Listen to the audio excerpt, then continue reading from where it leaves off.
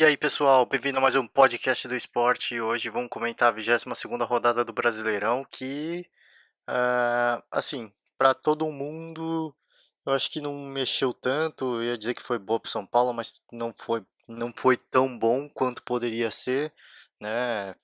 Eu acho que a rodada ficou do jeito que ficou mais ou menos, né?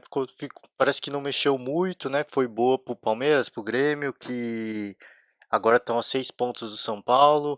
Então, assim, no geral, para os líderes mesmo, São Paulo, o Inter, não foi nem bom nem ruim, ficou na mesma, né? Para ser sincero, começar pelo São Paulo, que para o São Paulo talvez tenha sido pior, né? Porque o São Paulo jogava em casa, né? Jogou no Morumbi, então era mandante na partida, jogando contra um Fluminense, né, um time de altos e baixos, que não vem conseguindo é, é, é, engatar que não está nem numa campanha excelente, nem numa campanha ruim.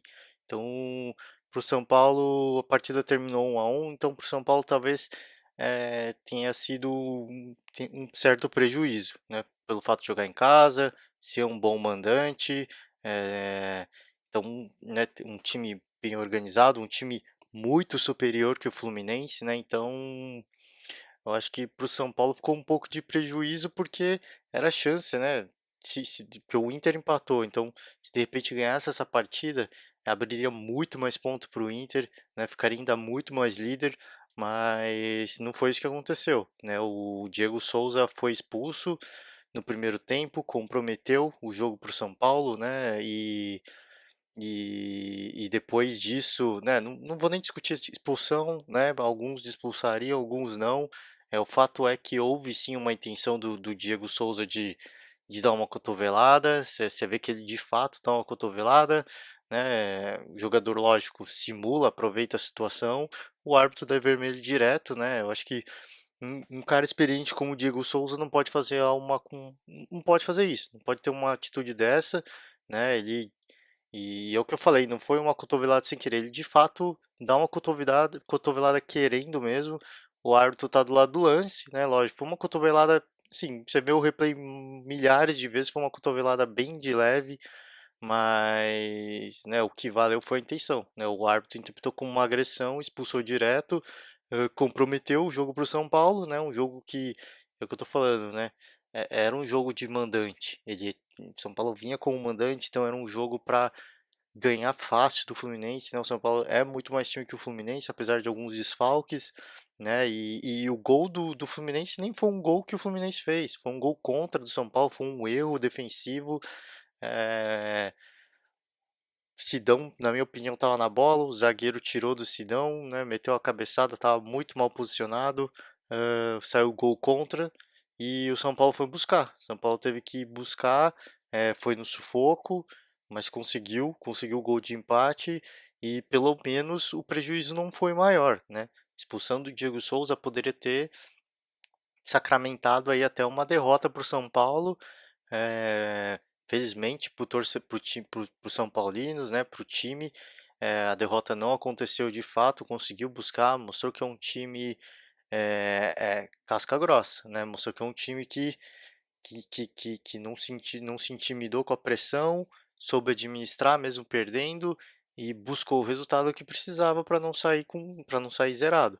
Então, é, se valeu alguma coisa, valeu isso, para mostrar que o São Paulo realmente é, é, é o líder do campeonato e tá com a maturidade para isso, né? Porque teve um jogador expulso, sai atrás no placar e conseguir não reverter, mas pelo menos igualar, buscar esse um ponto, mostra a maturidade desse time. Então, acho que isso fica de ponto positivo para o São Paulo. Ficou ruim, justamente porque era o mandante, era um time muito inferior que o São Paulo, mas infelizmente são as coisas que acontecem, né, no campeonato e perdeu uma ótima chance de abrir aí uma vantagem muito boa para o Internacional.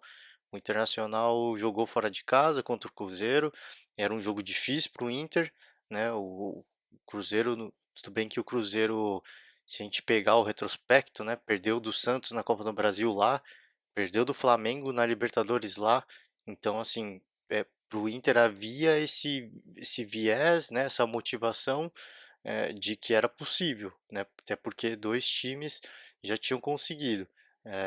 Mas o Cruzeiro é muito forte, né, o Cruzeiro, eh assim, em termos psicológicos até, e nem questionando o time taticamente que é muito bom, mas em termos psicológicos talvez seja um dos melhores times do Brasil, se não o melhor do Brasil hoje, né? Por tudo que a gente tem visto nas outras competições, e era um jogo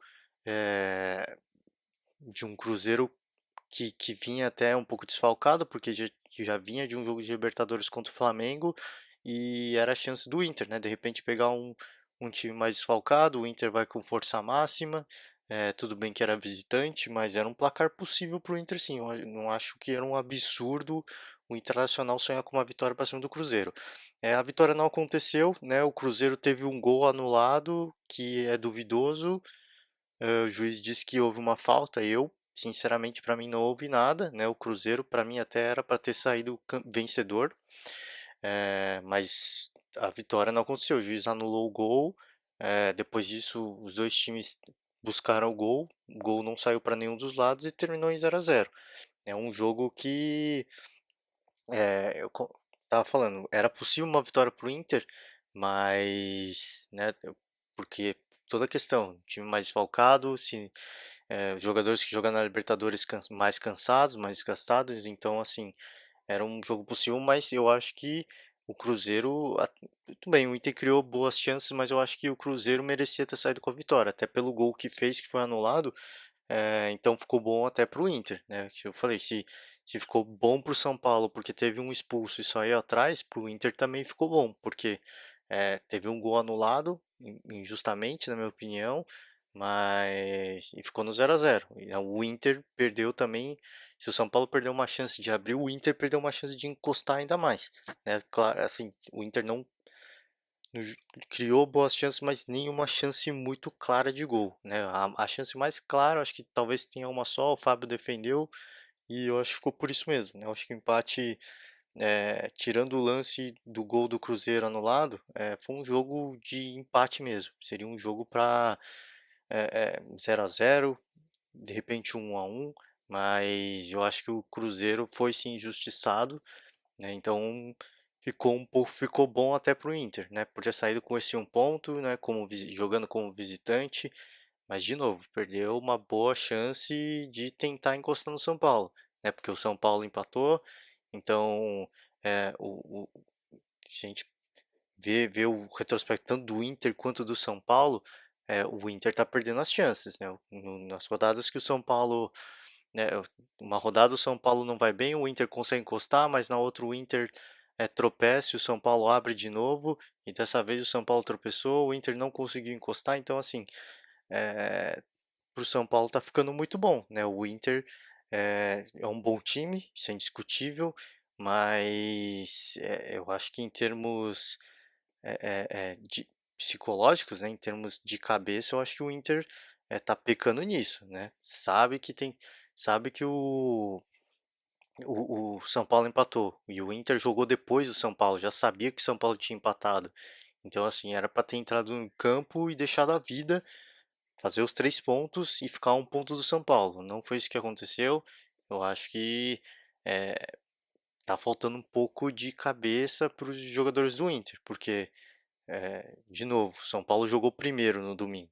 O Inter já sabia do resultado, já sabia que o São Paulo tinha empatado. Então, tinha que ter entrado para jogar uma final, né? Para jogar tudo que tinha. Infelizmente não conseguiu.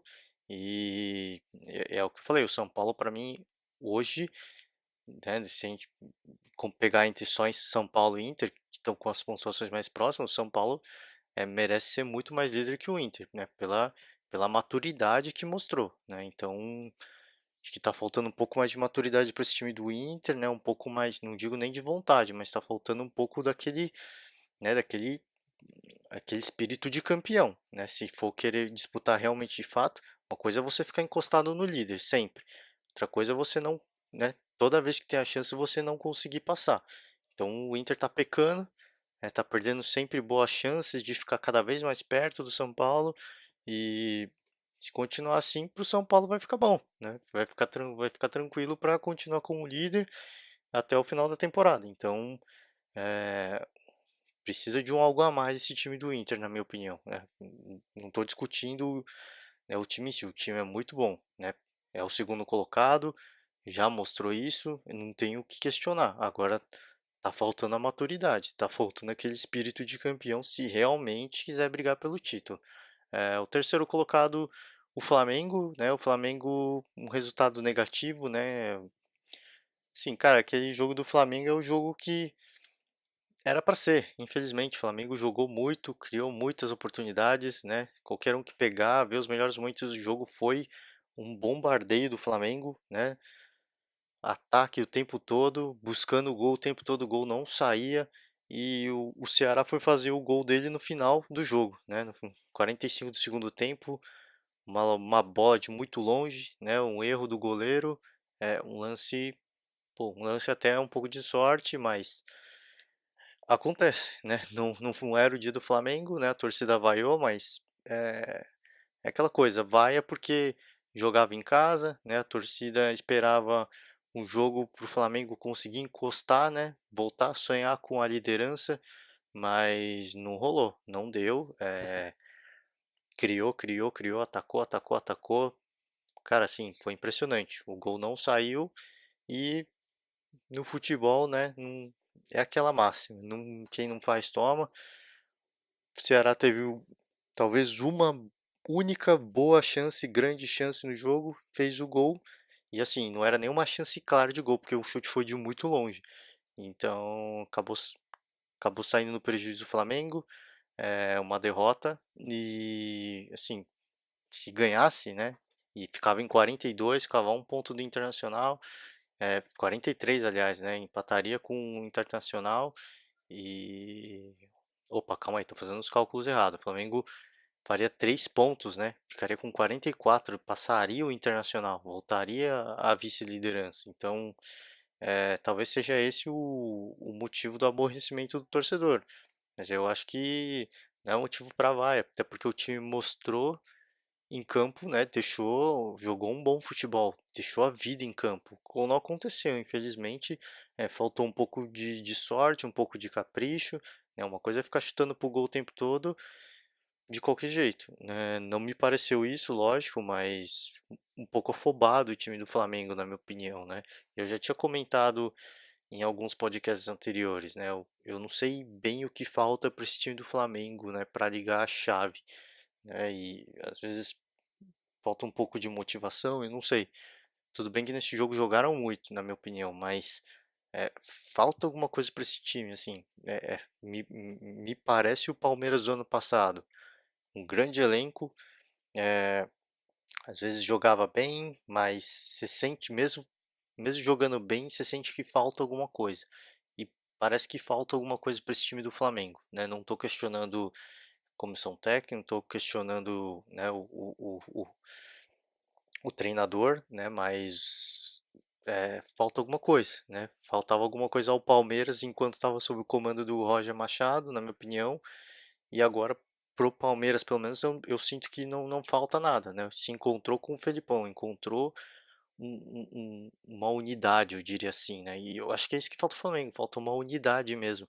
Assim, você vê esse time falar e você vê o time como um só, né? Às vezes parece que uma peça ou outra fica meio desconexa e às vezes as coisas não acontecem, então não sei, não digo que falta, também não sei se falta liderança, falta alguma coisa. Eu não sei dizer exatamente o que é, mas se você olha no jogo do Flamengo, parece que a saída até do Vinícius Júnior mexeu um pouco, né? Porque tinha aquele estilo moleque quando o Vinícius Júnior tava, o Paquetá é, é, conseguia jogar muito bem desse jeito, todo mundo parecia que tinha alegria, né, para jogar futebol e isso meio que se perdeu, parece até com a saída do Vinícius Júnior. Então, falta, talvez seja isso mesmo, falta aquela alegria, né, aquela alegria de jogar futebol.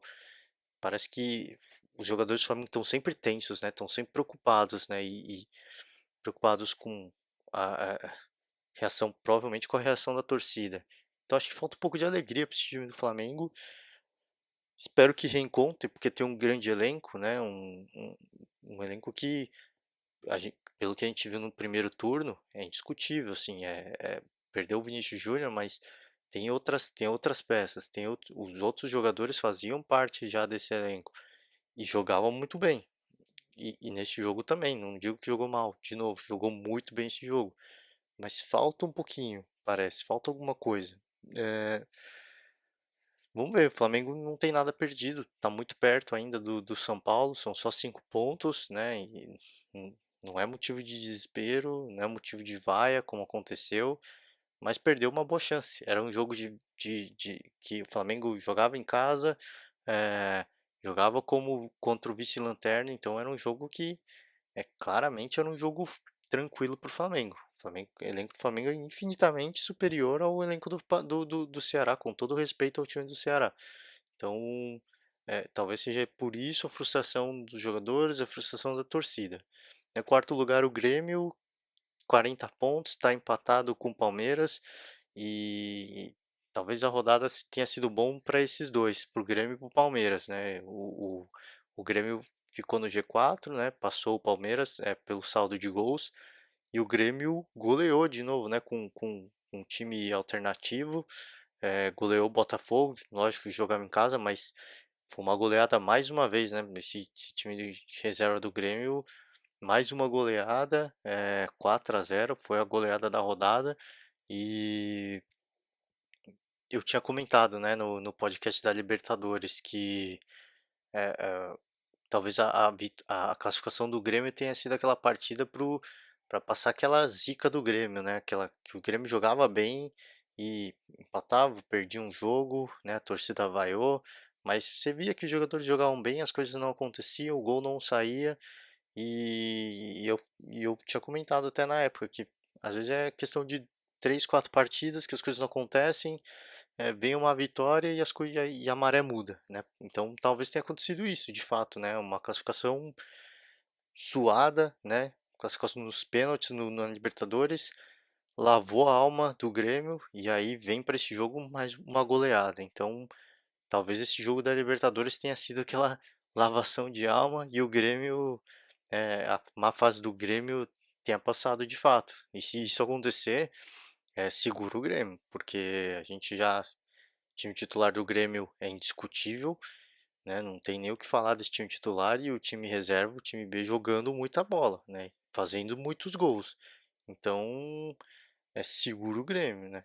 Se essa maré se essa maré de fato passou. Então, é de se ficar de olho, né?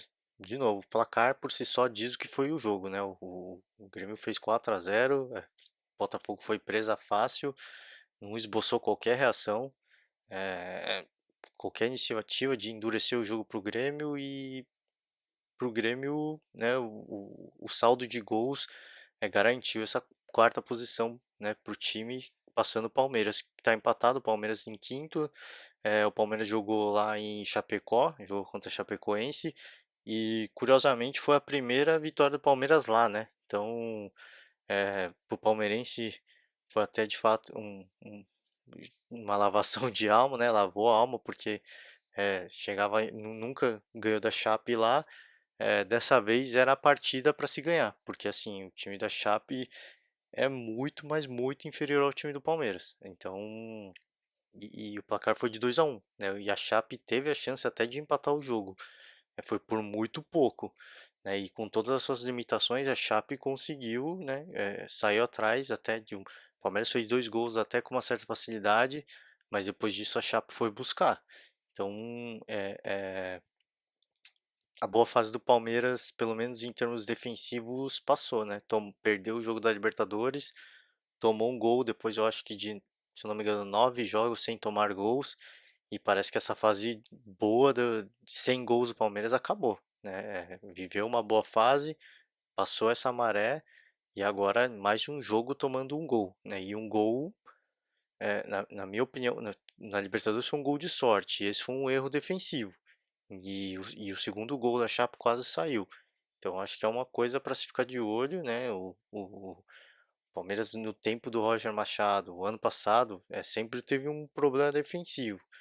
E talvez uma boa fase sem tomar gols mascara algumas deficiências, umas deficiências que, na minha opinião, sempre existiram, né? O Palmeiras, para ser bem sincero, eu não acho que o Palmeiras tem uma boa dupla de zaga, mas enfim, estava funcionando, né? Tomou um gol de sorte, né? Não foi nem culpa da defesa.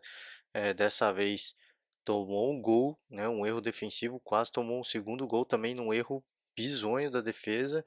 Então, é de se ficar de olho. Eu falei, uma boa fase às vezes mascara alguns problemas.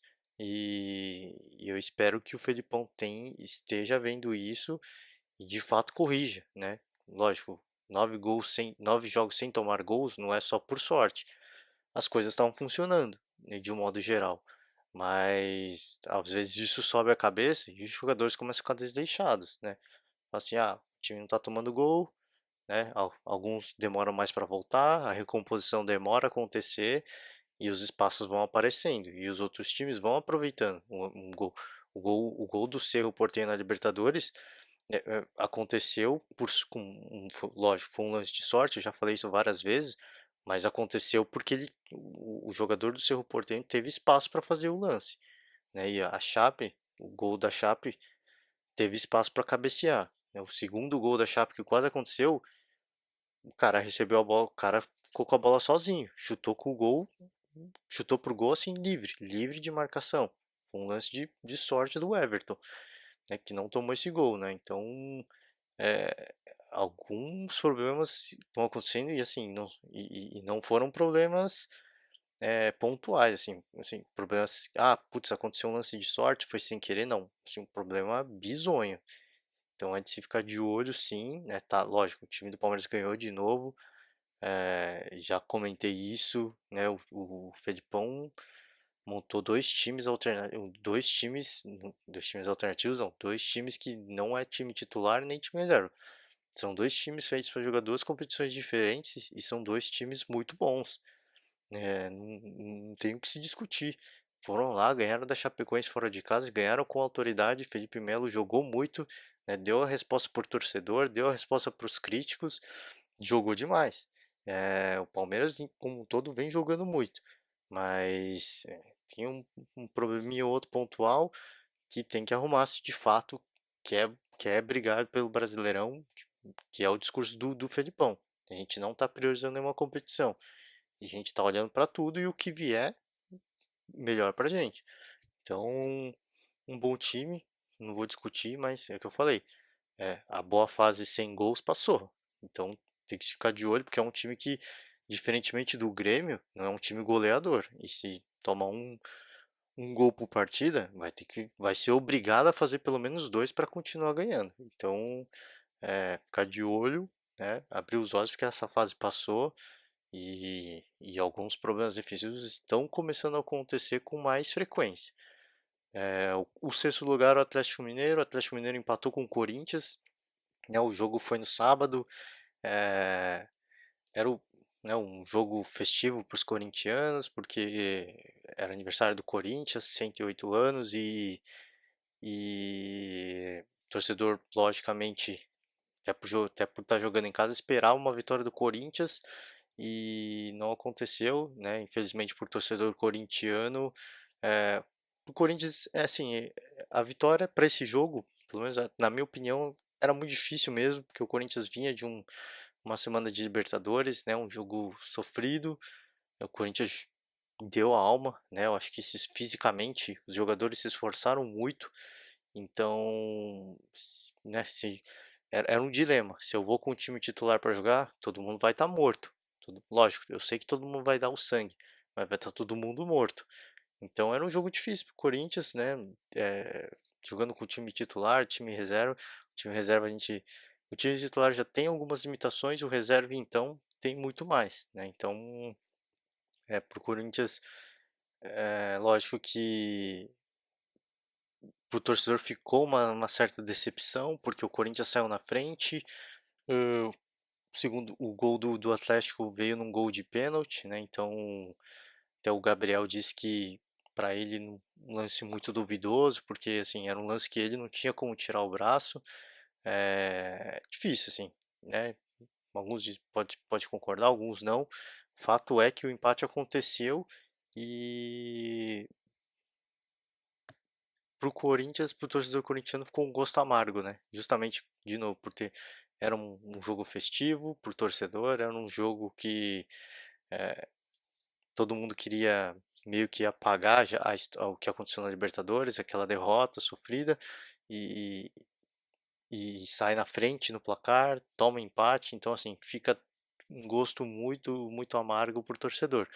Mas pro Atlético Mineiro, né, o Atlético Mineiro perdeu, na minha opinião, uma chance né, de repente ganhar e conseguir voltar né, aparecer como um dos candidatos ao título.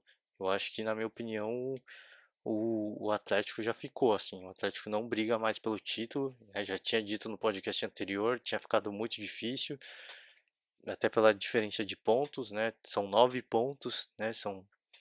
Precisa aí de mais de 3 rodadas para passar o São Paulo, então eu acho que para o Atlético ficou muito complicado, até pelo que está jogando o São Paulo, o Inter e agora Flamengo, o Grêmio e Palmeiras.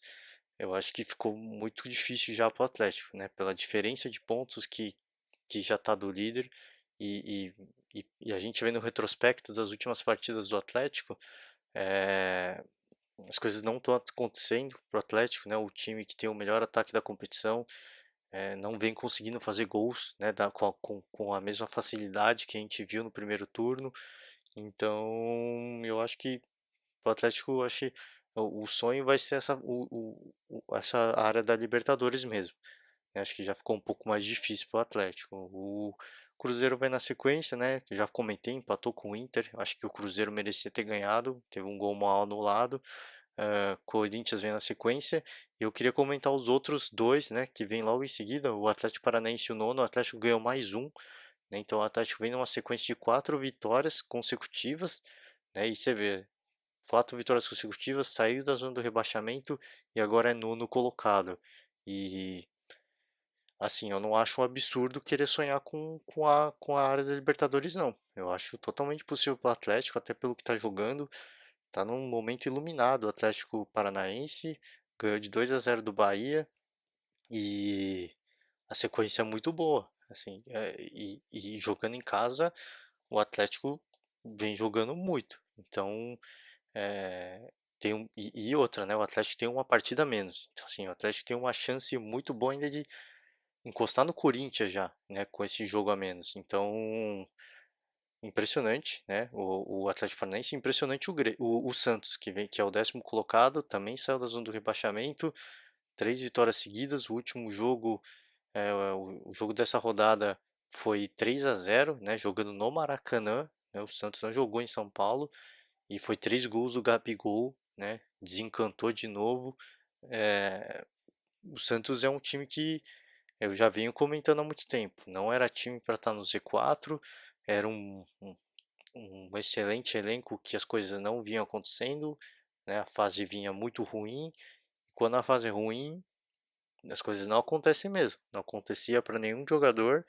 E depois da vitória do Santos para cima do Cruzeiro na Copa do Brasil, parece que as coisas mudaram, né? Mesmo vindo de uma eliminação na Libertadores, aquela carga mental, né? Parece que não impactou e o Santos fez 3-0 no Vasco. Então, 27 pontos, está empatado com o Atlético Paranaense. E são dois times que vêm numa crescente impressionante e são dois times para se ficar de olho agora, porque são os dois times que vêm no, não digo no campeonato como um todo, mas desse miolo da tabela para baixo, são os dois times que vêm no melhor momento. E eles estão, rodada após rodada, eles estão subindo. Então eu também acho que para o Santos não é um absurdo mais sonhar com o Libertadores. Até pelo que vem, não só pelo que vem jogando, mas pela fase que vem. Uma fase muito boa, que as coisas têm dado certo. Então tem que aproveitar essa boa fase para pontuar o máximo possível e depois administrar e buscar essa vaga na Libertadores, que eu acho totalmente possível, né? Então, são poucos pontos poucos assim, são 8 pontos, né, pro Atlético Mineiro, que é o sexto colocado, então é totalmente possível, né, é lógico, uma distância um pouquinho grande, mas dá para sonhar. Eu acho que pela fase que vive, pelo futebol que estão jogando, eu acho que é totalmente possível para os dois times chegarem lá. E lógico, já pensar em Palmeiras, pensar em G5 está um pouco distante, né? Mas em G6 é possível. É possível sonhar já. Então, é, de parabéns os dois times pelo que vem, né? Por ter virado, né? Essa maré de má sorte, né? Souberam se reencontrar, dois times que tinham, né, que têm elencos muito bons e que não, justamente por isso, não mereciam estar no Z4, né? As coisas simplesmente não aconteciam, os gols não saíam e os times não pontuavam. Era simples assim. E agora as coisas começam a acontecer, né? Os elencos são muito bons e naturalmente que a má fase uma hora passa. Então passou, viraram a página, né, de tudo que aconteceu e estão muito bem, né? Então, parabéns aos dois times, né, que vem numa crescente excelente, não tem o que se discutir. O destaque negativo fica de novo para o Paraná, né? O Paraná perdeu para o Sport, né? Foi um jogo dois times na zona do rebaixamento. O Ceará, mesmo ganhando do Flamengo, ainda é o vice-lanterna, né? O Chapecoense perdeu do Palmeiras, né? Caiu uma posição, então assim, muito difícil a situação da Chape agora. E, e, e o que a gente tem observado, que deu para se observar nas duas últimas rodadas, é que a distância em pontos está aumentando, né? Se eu há duas rodadas atrás eu falava que estava muito interessante, porque é do oitavo, do nono para baixo, os pontos estavam muito próximos, agora já está começando a aumentar. Então, a área da Sul-Americana está começando a ficar distante já dos times, né, que estão embaixo na tabela. Então, à medida que está passando, os times do miolo da tabela têm pontuado e os que estão embaixo não estão conseguindo pontuar. E isso está criando uma distância que vai começar, né, a funilar cada vez mais. Se está funilando no topo da tabela, embaixo também vai começar a funilar. Então, para quem está embaixo, né, a hora da reação tem que começar agora, porque a gente já está vendo, né, esse abismo, entre aspas, aumentar, e à medida que isso for aumentando, né, a possibilidade de buscar sair do Z4 ou a possibilidade de se afastar de um fantasma de rebaixamento fica cada vez mais distante.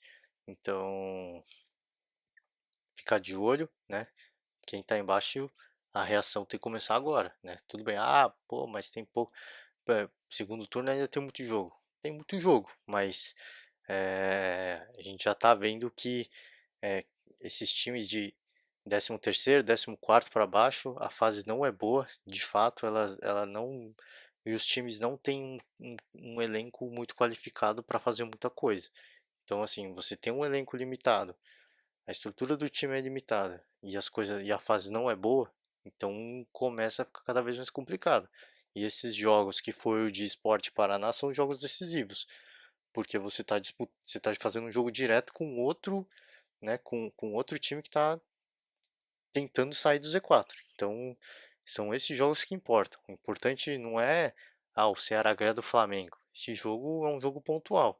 Até porque você tem que tirar ponto dos concorrentes direto. Então, assim, o Ceará vem pecando nesses jogos contra os times que estão próximos, que estão nessa parte de baixo da tabela, né, e aí ganha do Flamengo. Então, assim, esse jogo contra o Flamengo, tudo bem, é de se comemorar, foi uma vitória importante, mas tem que começar a ganhar dos concorrentes de baixo. Não adianta querer ganhar ganhar um jogo do líder, um jogo do vice-líder, porque para esses caras, né, tudo bem, perder um ponto distancia é uma boa chance de brigar ainda mais pelo título, mas pro Ceará, se os concorrentes diretos pontuarem também não adianta nada. Então é aquela fase que agora não dá mais para perder para quem tá lá embaixo também. Você tem que tirar o ponto do outro cara. Então tá começando a aumentar a distância já, é, e tá funilando, né, tanto para cima quanto para baixo. Vamos ficar de olho, né? Ainda está muito disputado, né? Eu acho que é o que eu falei, o G5 ainda para mim, todo mundo na briga pelo título, né? O quinto colocado que é o Palmeiras está só a 6 pontos do São Paulo, então é totalmente possível, na minha opinião. Os cinco ainda brigam muito, uma chance muito boa de título. E do décimo, eu diria que do 13º para baixo, né, até o 20º, já tá todo mundo meio que tá todo mundo não confortável ainda. Tudo bem que o Vitória tem 25, né, o Paraná tem 15, são 10 pontos, mas é, é, do Vitória que tem 25 para o Sport, que é o primeiro time do Z4, são só 2 pontos. Então ainda tá muito perto. É, e, e, e é o que eu falei, se antes eu falava que até o nono tá muito perto, agora eu já tô colocando o 13º. Então tá funilando. Então, eu acho que e essa vai ser a tendência. Vai ser funilar cada vez mais, cada vez mais. Na parte de cima, eu falo em G5 hoje, vai passar a ser G4, né? Daqui a algumas rodadas vai ser G3. E na parte de baixo, eu falo em 10 times, depois vai ser 9, 8, até chegar a hora que é, a gente vai chegar numa definição. É claro que para o Z4 eu imagino que até 8 times, até o final do brasileiro, a gente vai ver brigando para não cair. Então, pelo menos essa parte de baixo da tabela, acho que a gente ainda vai ver muita briga. E na parte de cima eu também espero, né? Acho que a gente como torcedor, a gente tem que esperar que seja um campeonato muito disputado e que a gente conheça o campeão na última rodada, né? Sufoco até o fim. Então, vamos torcer para que isso aconteça, né? Para o São Paulo isso não é bom. O torcedor São Paulino quer que o time seja campeão antecipado para comemorar antes, mas a gente, a gente torce por um campeonato disputado, né? Com disputas acirradas até o final. E é isso aí, gente. Esse foi o resumão da 22ª rodada. Valeu, um forte abraço e até a próxima.